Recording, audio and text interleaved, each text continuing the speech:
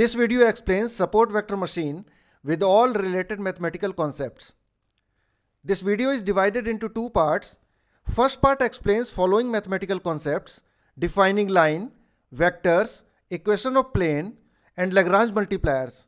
Second part explains the support vector machine. First concept is defining line. Consider following equation: 2x1 plus 3x2 plus 2 equals 0. These are the two instances of x1 and x2 which are satisfying this equation. This is the plot of the point and this is the line passing through these points. If you put coefficient of the equation in one vector and variables in another vector, then the vector form of the equation is this. When you multiply the transpose coefficient vector with the variable vector, you will get the same equation. It will be 2x1 plus 3x2 plus 2 equals 0. The general form of the equation is W transpose x equals 0, where vector W is 2, 3, 2 and vector x is x1, x2 and 1. Now consider only this portion of the equation. Writing it in a vector form, the general form becomes W transpose x plus b equals 0, where v equals 2, vector W is 2, 3 and vector x is x1 and x2. The form of the equation in red box is important. See the effect of b on the line. The blue line is for b equals 8 and this line is for b equals minus 25. Now see the effect of w. Coefficient of x1 is 8 for the red line. Now if we change both of the coefficients, we get this line. The second mathematical concept is the vectors. Vector is a geometric object that has magnitude as well as the direction. Vector v and w are exactly same vectors because their directions as well as magnitudes are same. Remember that shifting the vectors without changing their magnitude and direction will not change it. A vector can be defined as difference of the two vectors. In this graph, vector k is defined as the difference of v and u. The magnitude of a vector u is denoted by this symbol. The dot product of the two vectors u and v is defined by u dot v equals magnitude of u times magnitude of v cos theta, where theta is the angle between the two vectors. If vectors are orthogonal to each other, that is theta is 90, then u dot v equals 0. Now projection of a vector. Projection of a vector u in the direction of another vector v. The direction of a vector v is given by v over magnitude of v. This is called the unit vector which represents the direction of v. And the projection is given by this expression. Third mathematical concept is equation of plane. There are many ways you can define a plane. It can be defined by a vector perpendicular to it and point on the plane. In this graph, you can see a plane with a point x dash and a vector w perpendicular to it. Then the equation of the plane is given by W transpose x plus b equals 0. Vector w is orthogonal to the plane. Consider 2 points x dash and x double dash on the plane. These points are on the plane and they must satisfy the equation of the plane. Let's replace x by x dash and x double dash in the equation and we get equation 1 and equation 2. Now subtracting equation 2 from 1, W transpose x dash minus x double dash equals 0. Since dot product of these two vectors is 0, we can conclude that the angle between these two vectors will be 0. So this vector and this vector are orthogonal to each other, and this is true for any vector in the plane. Lagrange multiplier is another important concept to be used in SVM. The method of Lagrange multipliers is a strategy for finding the local maxima and minima for a function subject to equality constraints. Consider a function f of x, y, z that we want to minimize or maximize subject to constraint on another function g, x, y, z equals k. The form of the Lagrangian is as follows: L of x, y, z and alpha, where alpha is the Lagrange multiplier. It is equal to the objective function minus alpha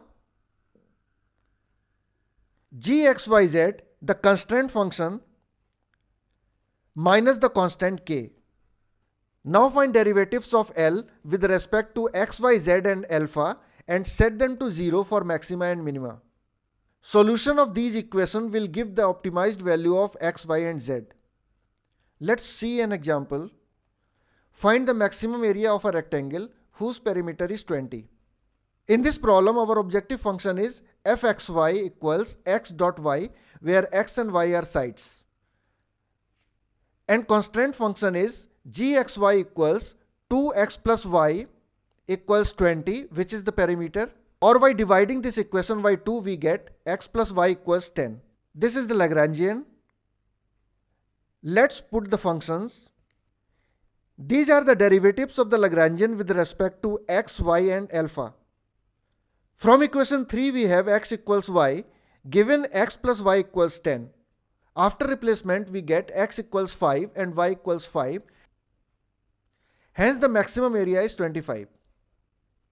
Now we can move to support vector machine. Consider these points from two different classes, red and green.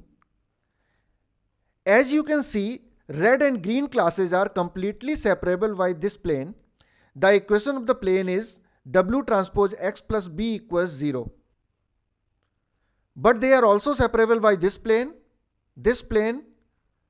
and this plane also, this plane. Our intuition says that this plane is the best because it is maintaining a decent distance. These are the imaginary planes which are just touching the nearest points. Now the issue is how to find this margin. Consider a red xi point from the training set and a point x dash on the plane. Vector w is normal to the plane W transpose x plus b equals 0. Vector xi minus x dash is defined by the chosen points. The distance of the point xi from the plane is the projection of vector xi minus x dash in the direction of w. Unit vector in the direction of vector w is given by w transpose over magnitude of w. Projection of vector xi minus x dash in the direction of w is w transpose over w magnitude dot xi minus x dash. So the distance of point xi from the plane is given by unit vector w dot xi minus x dash. X dash is a point in the plane. It could be any generic point x. So the distance can be given by 1 over magnitude of w dot wtxi minus wtx. This is the marginal distance. Let's add and subtract b in this equation. For any point x in the plane, wx plus b equals 0. So this quantity is going to be 0. And w transpose xi plus b can be replaced by 1 for any point xi which is nearest to the plane. We can do it for simplicity. This is the marginal distance in red box. Consider these points at both sides of the plane. Suppose red points are belonging to plus class and green points are belonging to minus class. A green point at plus side and a red point at minus side are errors. These are the misclassified points. W transpose xi plus b is greater than 0 for yi equals plus 1 and W transpose xi plus b is less than 0 for yi equals minus 1. If the points are incorrectly classified, then W transpose xi plus b is greater than 0 for yi is minus 1 and W transpose xi plus b is less than 0 for yi is plus 1. So we can see that for correct classification, yi W transpose xi plus b must be greater than 0. Let's put this equation in red box. We have pointed out that the margin can be maximized by maximizing 1 over magnitude of w, which is equal to minimizing magnitude of w or square of the magnitude of w or half of the square of the magnitude of w, which can also be written as half of the W transpose w, which is subject to yi W transpose xi plus b is greater than 0 for all I. But to maintain maximum margin, we can consider that yi W transpose xi plus b is greater than 1 for correct and safe classification.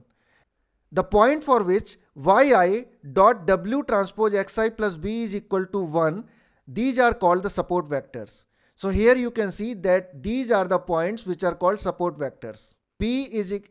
So the equation of this plane is w transpose xi plus b equals 1, and the equation of this plane is w transpose xi plus b equals minus 1. So this is the quantity you have to minimize subject to this constraint.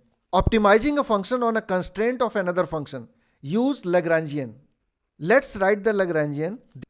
This is our objective function and this is the constraint. The derivative of this Lagrangian with respect to w is w minus sigma alpha I yi xi. So from the first term we will get w. From the second term we are having alpha, y and xi. B and minus 1, these two terms are independent of w. When we find derivative of L with respect to B, we get minus sigma alpha I yi. Equating these two derivatives to 0, we get equation 1 and equation 2. From equation 1 and equation 2, we get w equals sigma alpha I yi xi and sigma alpha I yi equals 0. This is our Lagrangian after simplification. Now from the red box we can see that this quantity is 0. And from here we can see that sigma alpha I, yi and xi is w. From the red box we can see that sigma alpha I, yi, xi is 0. We can replace that and we get w transpose w. So now the term has been reduced to sigma alpha I minus half wtw. Now after replacing w by this term, we get this equation. Here you can see that this equation is independent of w. So you can solve it for alpha by supplying xi yi from the data set and put alpha in the equation in red box. Put alpha in this equation to get vector w. Now you can solve for b by putting w from this equation and any point xi. This is the final solution. Thank you for watching.